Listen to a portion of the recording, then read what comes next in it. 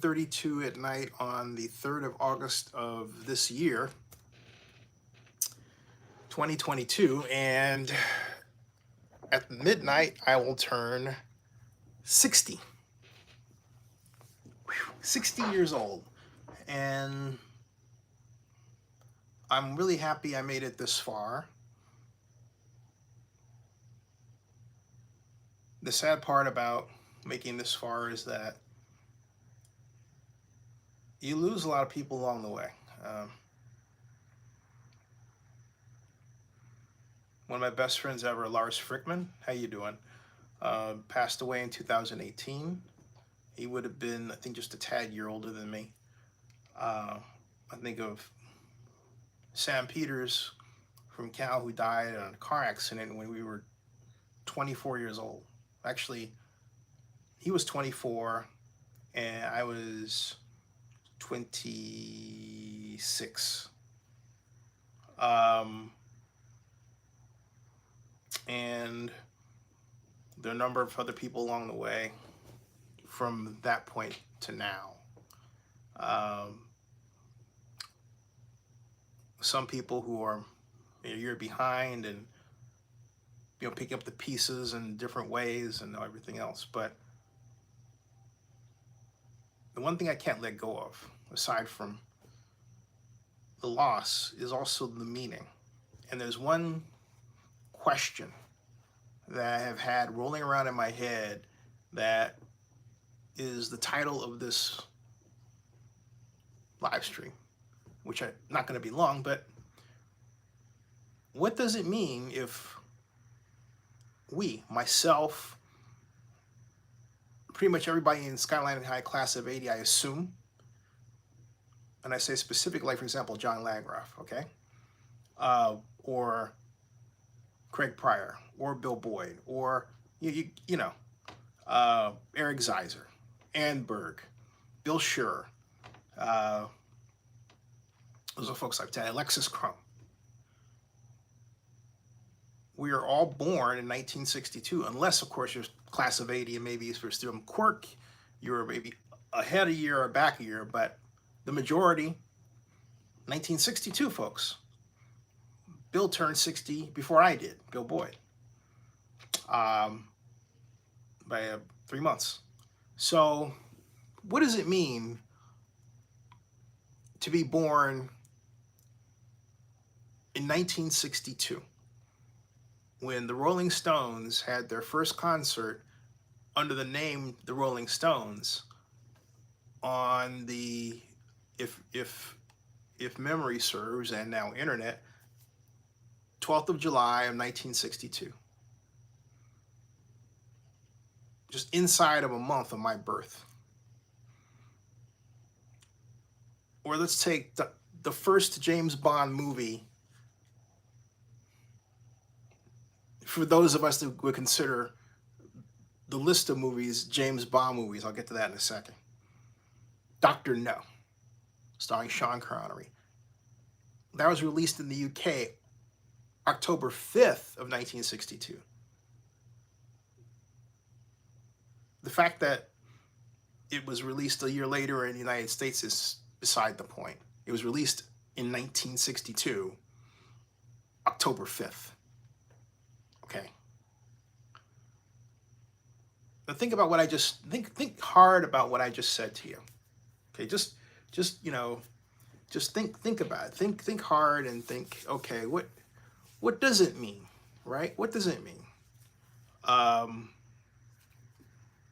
What does it mean? What does it mean to be what does it mean? What does it mean? I'm putting this back here. What does it mean? What does it mean? I'm trying to lean over here. What does it mean to be in that situation? Here's what I think it means. First of all, let's take what we know. You know who the Rolling Stones are. You know who James Bond is, right? The only missing ingredient in there is us. Not everybody knows who we are, but we were born at a time when the term personal computer was created. That was also 1962. The book The Silent Spring, which launched the environmental movement, was published in 1962. Okay? So my point is, when you start looking around at the impact certain years have had on our lives, 1962 has had a very powerful impact on how we live. If you think, just take the personal computer alone and how much it has changed our lives, right? I mean, I have a laptop right here, a type personal computer. I'm making this on a smartphone, which has the power of what? A personal computer. I've got an older personal computer that's over here. This is the office we have, okay, here. Or think about the environmental movement and where we are right now with concerns about climate change and how to address climate change. Or the fact that the environmental movement launched the world models limits to growth, the idea of zero population growth, and that it was achievable and desirable because that was the one way to assure that the planet wasn't going to get so hot that we would begin to realize these climate alterations which would threaten our lives, right? You forgot about that, huh? Yeah, so it used to be, hey, look, we have too many people on the planet making too many things. Now it's just we have this fossil fuel. Well, it's more complicated than that. It involves us. But think about the conversation that invites. Think about the train of thought that these subjects invite. Think about the Rolling Stones and how their music has shaped us. Hey, Robert, thank you very much. Thank you. Think about how the Rolling Stones have shaped us. Think about how Mick and friends have had lyrics that later they had to turn around and say, maybe we shouldn't have said it that way. But also I can say that they had black women, black men on their tour all the way back, as far back as well into the 60s, okay? The Rolling Stones helped drive the advancement of our culture and arguably keep it that way, right? In fact, if you look at in totality, the markers of popular culture from 1962. I'll repeat that. If you look at in totality, the markers of popular culture from 1962, they still endure today. And they're powerful markers. So what does it say about us? What does it say about me? What does it say about you? I'll tell you what it says. I'm going to tell you something very bold. It says that we're culture changers, that we're game changers, that we're born at a time for some spiritual, religious reason. We're born at a time where people like us who are not afraid to make change were brought into this world. I think that's the meaning of being born in 1962. I think we're a special people. I'm not saying that we're better than somebody else. No. But when I think of a person like John Landgraf, for example, John, met him on the bus when I was a senior at Skyline, and John had this big ass beard. And all the girls in the back, that's all they talked about was John, because he created this stir, which made me immediately jealous of him, thinking, you know how guys are at that age or later. He's got to be a bad guy because, you know, the girls that I like him, so they're not paying attention to me. And I was a nerd, okay? But then I met John. I like John. Like John then. I haven't seen John in quite some time. No reason to dislike him now, especially since we are in complementary fields of endeavor. John is the chairman of FX Studios. John Landgraf's work has had a positive net impact on our culture. Arguably, John Landgraf's impact on our culture is as great as as Tom Hanks's. The difference is that John is behind the scenes and Tom Hanks is in front, but they both are from Skyline. Tom Hanks, Skyline 74, John Landgraf, Skyline, a class of 80. Okay? Born in 1962, turning 60 about now at some point. Okay? So, I believe. It's a fair guess, right? Or maybe if he transferred, maybe he lost a year. But he's still class of 80.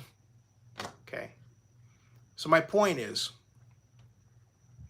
we're game changers. We're culture changers. We're people who, in ways large and microscopically small, have an impact on our existence. What did I do? Well, I think about that because I was at the Twitter launch party in San Francisco at Mighty Nightclub. That was 2006. I believe it was March. And I didn't know that I was at the birthplace, in a sense, of a web device that was going to have so much impact on our lives. There's that word again, right? I am Oakland's first YouTube partner. I am the only person in NFL history to have formed a Super Bowl bid for Oakland. We lost to Jacksonville. So I have some firsts that I can lay claim to that impacted a part of culture. Now, did I do all that because I was born in 62? A friend of mine, who I've known for a long, long time, decades, had this to say about that today, because I worked for him. He said, Elihu Harris, I'll just say it, Elihu Harris, Amir, said to me, how do you put it? He said that I refused to be black. He didn't mean that as a pejorative, although some might put it that way. What Elihu meant was that I refused to allow anyone to put me in a box and say, because I'm black, I can't do X. And when he said that to me, I said, yeah. I said, matter of factly, I said, yeah, that's right. That's true. It's not that I don't feel like the rules apply to me.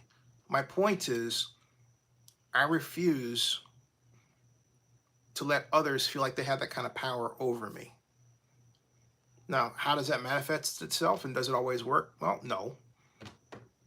But most part, my mother has this view. She says that if I weren't, basically the way that Elihu is describing me, she thinks that there wouldn't be so many roadblocks put my way. That's a whole other video. And I think she's right, but I can't help the way I was born. I remember every single aspect of my life, by date, by feeling of when it happened. For example, we moved to Oakland, California from Chicago, April 8th of 74. We were on a 747. I remember I cried most of the way. I didn't want to leave Chicago. Why did we leave? Because in 72, in June, I went to the principal Avalon Park. I forgot his name, but I remember exactly what he looked like. Clean-cut white guy, short hair, brunette, no glasses, given to wearing dark suits, tie. And I told him I cannot learn at your school. And they had me tested. And the initial report was that my IQ was 156, but the woman, my teacher, I believe it was Godzuki was her name, but she told me basically she didn't believe I could be that smart. And when I said, I don't understand what you mean. Why? I didn't know what IQ tested meant. This is all hitting me. I was 10 years old. The heck did I know, right? Basically, because I'm black. And when I put together what she was trying to say to me, there was this just gigantic welling up of anger that needed an outlet that it never found. I didn't know what to do with that anger, but I knew I was angry because on top of that, she wanted to have me retested simply because she didn't believe the first score, not because she wanted to do a trial and do another and want to see what the average, right? No, that wasn't the idea at all. So the second one came out 131. Why did it come out 131? Was I disappointed? Yeah. I didn't know I got the first one. I was simply just taking a test. The first time. The second time, it was more than taking a test. I was taking a test to prove something, and so I went into another mental area. I had no idea what was going on. I knew I thought a lot about what I was doing, whereas the first time I didn't think much about anything. I also know the test was different. And I wonder to this day why she wanted me to have a different test. And the blunt answer I have is because she didn't like the fact that this black guy scored that high. So is there an advantage to having a high IQ? If you're black, not always, and because we have a society that wants you to say, oh yeah, what's up, and speak in slang and everything else, even to this day. And even among people like myself, other black folks, to which we are the hardest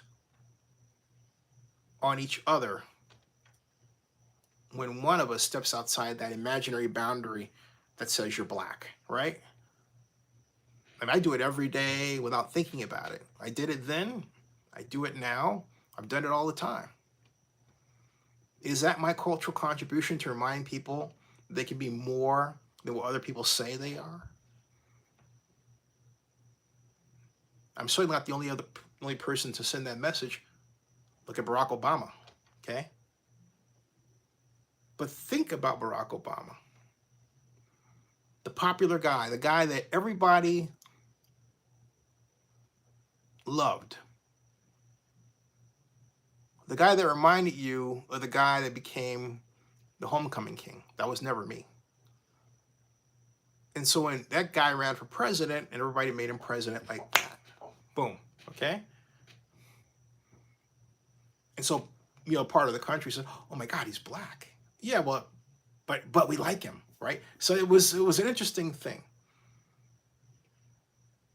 Barack Obama's reach and his impact was intergenerational. Young, middle-aged, old, didn't matter. Barack Obama is 1 year older than me. I repeat, Barack Obama is 1 year older than me. And Barack Obama has exactly the same birth date as I do. He is August 4th, 1961. I am August 4th, 1962. He's 61, I'm 62. We're talking about a magic sweet spot. I would always say, gee, I'm 1 year behind greatness. Presenting Barack Obama. Folks, there is a meaning there to that. Hey, happy birthday, John Mark. Thank you, John. Appreciate you very much. Thank you. Well, there's a meaning to this, okay? But what it is exactly, I'm trying to figure it out. I think it has an impact for all of us. Those of us who've had kids, Alexis, you have kids. What does it mean for them?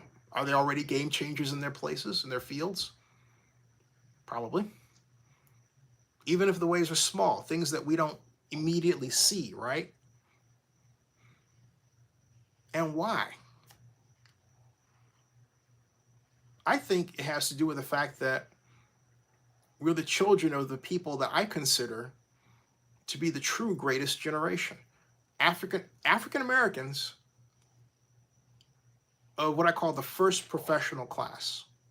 My mother, for example, one of the first black reservation sales agents in United Airlines history. Okay? There are other firsts. First engineer, first this, first. Those firsts come from our parents. And this, in this instance, it doesn't matter whether they're white or black or Asian or Hispanic. And then there's that. Okay? Because when I went to Skyline, and when I went to Bret Hart, and when I went to Allendale, the idea of having friends that were of any color was, other than myself, was fun, desirable, and a welcome change from the way I grew up in Chicago.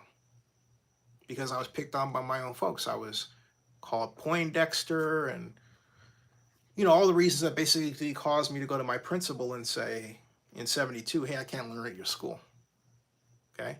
Oh, Patrick, thank you very much, man. Thank you for the 10 bomb, as they call it. Patrick. And blue and gold, by the way. Cal blue and gold. Go Bears. Roll on your Bears. It is... It's jarring to think that your meaning in this life is just that. It has there. We're not accidents, folks. I believe that we are here for purposes. And I think sometimes your purpose may be just, hey, thanks, Patrick. Thank you so much. Maybe your purpose is just having a child that becomes the next someone. Or maybe that child saves someone. Maybe that child becomes a doctor who saves a lot of people. Or maybe that child becomes somebody that does something very bad to a lot of people that then causes a change that's good. There are a lot of reasons we're here. And I'm still trying to figure mine out. I talk to the Lord about this all the time. And people always say, guide and listen to the Lord, right? And I do. But hey, you know what? You have to interpret things. I don't have a book around here I can grab. Oh, it says here. I have the Bible, but the Bible doesn't directly address me. My name is not in the Bible. Okay?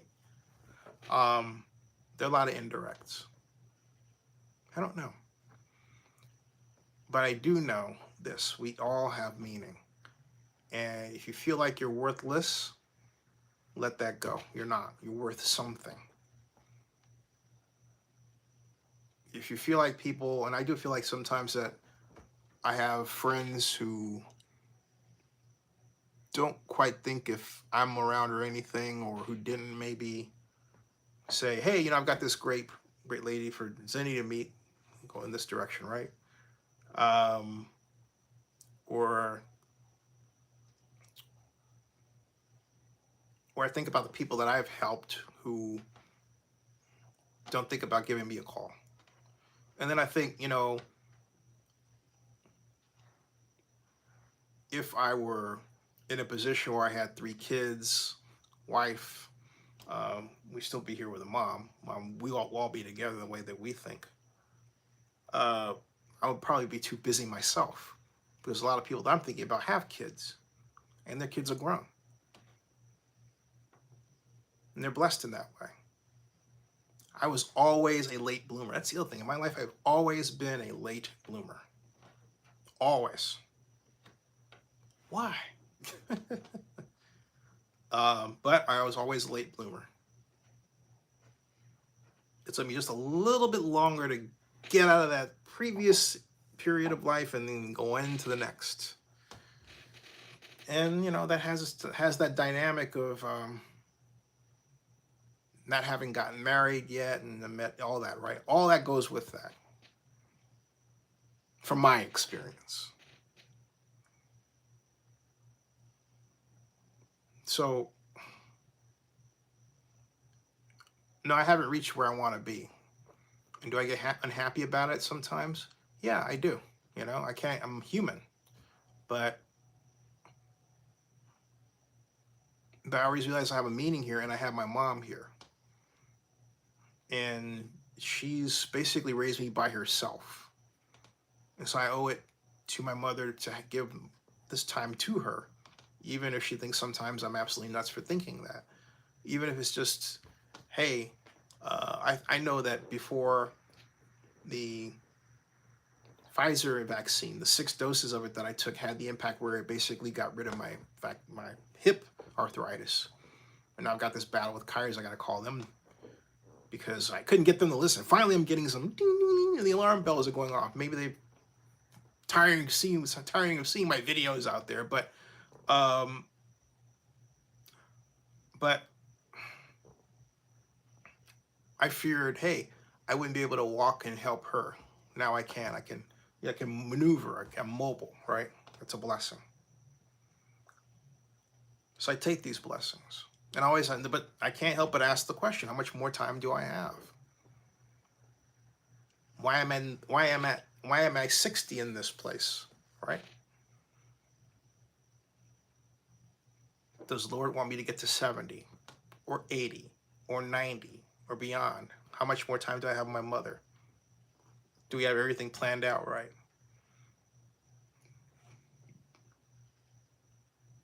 How can I quickly build Zennie 62 Media? How can I attract the right investors, the right clients? Okay. John Mark says, I'm 53 and still wanting, waiting. John, you're married though. See? John, you got a wife at home. You're blessed, man. That is a blessing. I think. Sir, I think so. Right? Or as Forrest Gump said, or to paraphrase Forrest Gump, hey, you have a wife. One less thing to worry about. Okay? You're welcome, John. John says, thank you, brother. You're welcome. So, what does all this mean? I think it means that, and again, I don't mean to put this in the voice of saying that we're better than other people. That's not my point. Everybody is special in their way. There may be a place in this universe where you take all of the people who've created dams and it turns out that they're of a certain type that were born in certain years. I don't know. Okay? I haven't checked. Maybe somebody else has. But there's something to this life. That's what I'm trying to say. And we're all special in some kind of way. I think Jesse Jackson would say, green, yellow, black, or white, we're all special in God's light, right? That's not false. That's very true. I don't think it's finding your center. I do think it's finding your place. And I think it's very important to have some idea of where your place is, even if it's just to be a great father or mother, or a great offspring to your mother, or to be there when your mother needs her in her twilight years, like I am from my mom, you know? So all of this means something, and I would love to know in the comment section what you think it means. What's my favorite Rolling Stones song? Gimme Shelter. I'm not going to play it right here because I don't have the copyright and I want to get into those issues right this moment at all with the YouTube algorithm and the computer going, it's Zennie, you know. Anyway. All right. And then, of course, there is Star Trek. Now, see, if one is born in 1966, they could say they were born when Star Trek was born, right? And there's a lot that goes with that. Is it right? Okay. I was born before Star Trek, but I became a Star Trek fan like that.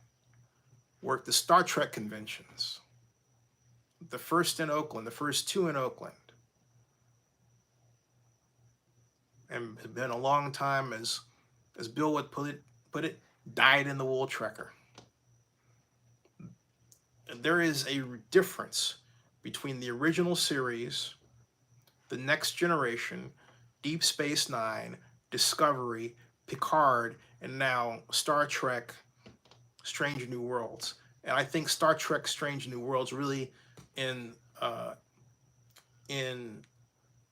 its latest one, John Mark says, Gimme Shelter by Rolling Stones was played during the announcement of Big Daddy Tom Donahue's death on KSAN. I didn't realize that. Wow.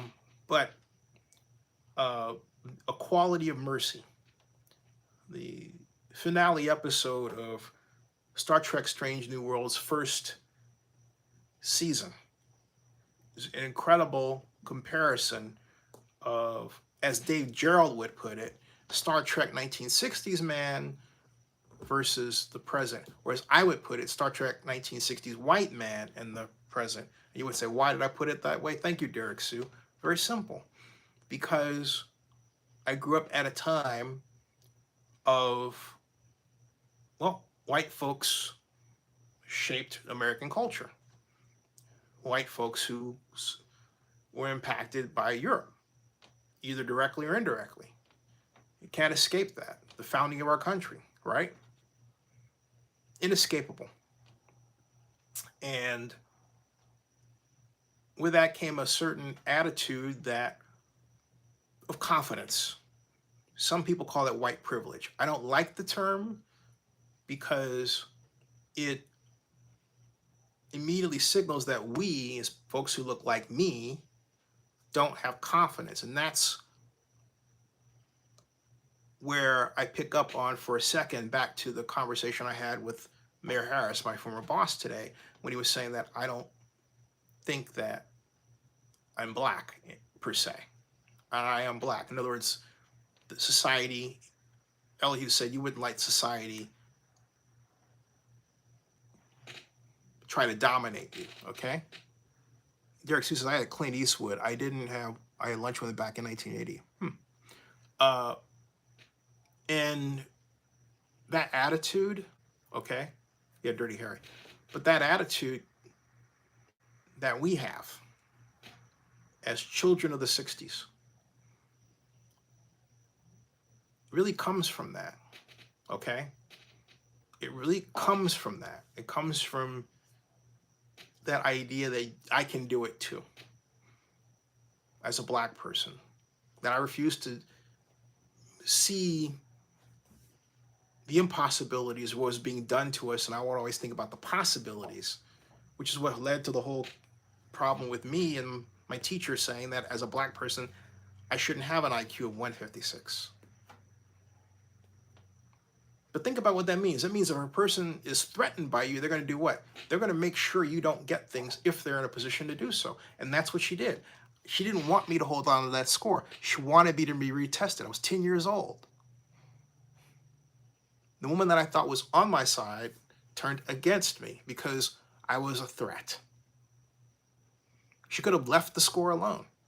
As it is, they wanted to put me at a lab school in Elk Grove Village. My mom thought I was going to turn out to be a monster. So we came out to California, okay?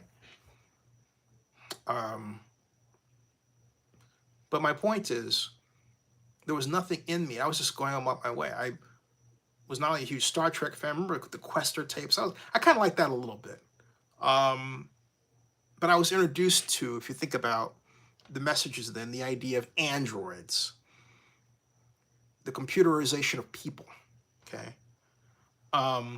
Was injected in my head at a young age. Why? Because I was watching television. Because my mom worked for United, we were flying first class. And so I was talking with white folks who didn't think or didn't have the idea that I shouldn't be there. I was never treated that way on the plane. The plane was my heaven. I remember that my mother said in 72 that she thought that my wife would be white because all I was used to at that point was white people being nice to me. I was 10 years old by then. So the way the teacher treated me in that context was jarring because I didn't see that coming. IQ, what's that? 156, what's that? That's what? Wow, you're saying I'm not that? Why? Okay. What does it mean?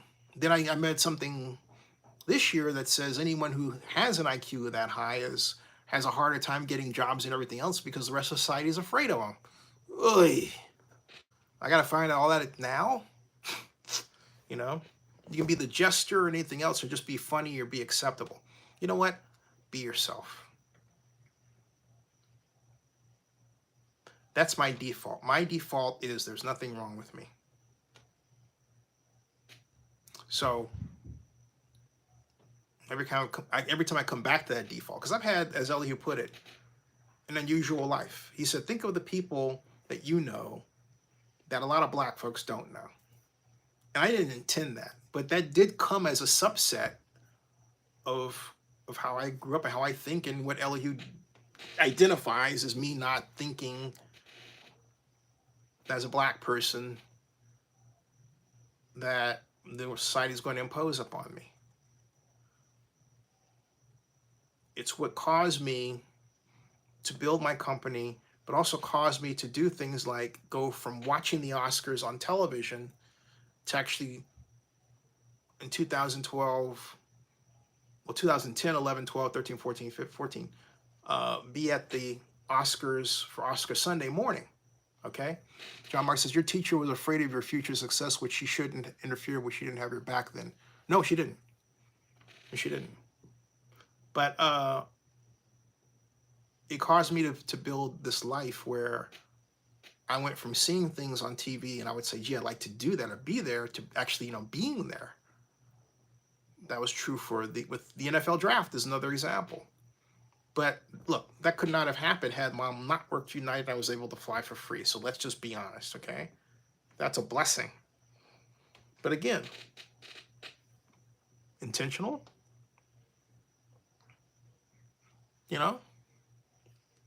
spiritually intentional, ordained by the Lord to do that thing, to send that message to black kids to say, hey, you too can be there, right? What I don't like about the way we as black folks are evolving is that racism arguably is diminishing. It's there, and we can see more examples of it because of digital media. But let's face it, you watch commercial after commercial after commercial now. Heavily interracial. I prefer to say not interracial because we're all the human race, but interbreed. Okay? Let's call it for what it really is. And it's a beautiful thing. The last frontier for us is to have a true respect for each other, so that we say, hey, look, that person out there who's black, I may not know that person, but that person has a value. They've done something. They need to be in this position. Hire them. Okay? But what's going on is we have so many people who look like me that have been put down by others who look like me, that when we do achieve success, we don't want to help anybody else that looks like us. That's the problem. And I'm not talking about who you date. You can be married to someone who's Asian, Czechoslovakian. You get the idea. It doesn't matter. It's your personal life. But I'm talking about your professional life. It's what gives rise to that term, the crab barrel mentality, that I believe particularly has impacted Oakland negatively with respect to black folks. Dwindling population, for reasons that I contend are basically our fault. We say, some of us say there are rules for us. Those people who said there are rules for us, I contend, have made it tougher for the rest of us because they were afraid to be conniving enough to establish their own rules and their own relationships and their own companies and everything else. It's like right now, if I say, hey, look, I own 67% of Zennie 62 Media, somebody else say, well, I own my own company too. Well, I'm not saying you don't. But if you do, all right, do you have insurance for your company? What kind of company? What kind of structure is it? Are you in a position to pay taxes on it? Why did you start your company? I started Zennie 60 Media as a C Corp for protection in many forms. Okay? Why? I remember when I was at the NFL Combine a couple of years ago, it's pre-pandemic, and I was invited by Clarence Hill with the Fort Worth Star-Telegram. We used to call it the Startlegram. Covers the Cowboys. Good man. Invites me to the dinner. We're all getting up, giving our introductions. I got up and I told my story about how I basically wound up covering the NFL because of the fact that the city of Oakland treated me like crap in the face of the league when I was trying to bring the Super Bowl to Oakland. And that's true. And I said that I'm working to raise $2 million for my company. That's something that is common to say. You run a startup. You're the CEO. You're the founder. It's your job to raise money for your company. But what I got in that room was this side of derision. The next person to speak worked for a nonprofit and said, yeah, I'm up there. I'm bringing in the big money too, you know. I didn't say I was bringing in the big money at all. But the simple fact that I presented the honest was unnecessarily threatening. I had two brothers come up to me. They said they had their own websites, that they had their own sports companies. I wanted to partner with them. Great. But when I looked, they didn't have their own websites. They had Facebook pages. Do not base your company on a Facebook page only. You have your own separate standalone website with a URL you own. You go through the structure of establishing your brand online. They didn't do that. Okay? And then when I looked at their Facebook page, it didn't have their name on it. It didn't present them as who they told me they were. That's not even faking it until you make it, okay? At all. But I found that that's what some of us do because we're threatened by just simply saying, you know what, I don't know what to do, can you help me? To which those of us like myself who do know what to do would say, right there with you, absolutely. And I say that all the time. But we have to be comfortable with telling the rest of us, hey, I don't have a skill set here, I need help. I don't have money here, I need help. Okay? Because guess what? Somebody else has something that they need to, and they need help. We have to stop allowing ourselves to be ruled by what we think we can't do as a folk, because we're not valuable to our families, we're not valuable to ourselves, and we're not valuable to society when we do that. And somebody would say, well, yeah, society does this. Yeah, but you know what? You got to get out of that place and get away from those people that are doing that, because those folks have their own problems. You need to pray for them, but you can't be around them. You got to be around people who think positively about you. I tell myself that. It's hard to find sometimes. Sometimes I just find myself staying in. But lately I find myself staying in because my first responsibility is to keep my mother company. Everything else is secondary. That's where I'm at. And I want to thank a lot of people who really have assisted me just by staying in touch. People back home who've looked out for things for me. They know who they are. You know, because this has been the single toughest year of my life. I thought I was going to lose Mom in Vegas. Those of you who follow my video know. John says, you're a good guy, Zennie. John, you're a good guy too. Thank you. And I think that's half the battle, you know, finding good people and sticking with them, you know. So I've talked longer than I intended to. This is supposed to be a short live stream. This is 43 minutes, and it is now 16 minutes into my birthday. Come back, hey, 7 o'clock Eastern. Fire up the live stream. The Raiders play at 8 o'clock. And I'm just looking forward to seeing you all. And I just want to thank everybody, even if you're just watching this for the first time, for taking time to be a part of this little thing that I've been trying to do.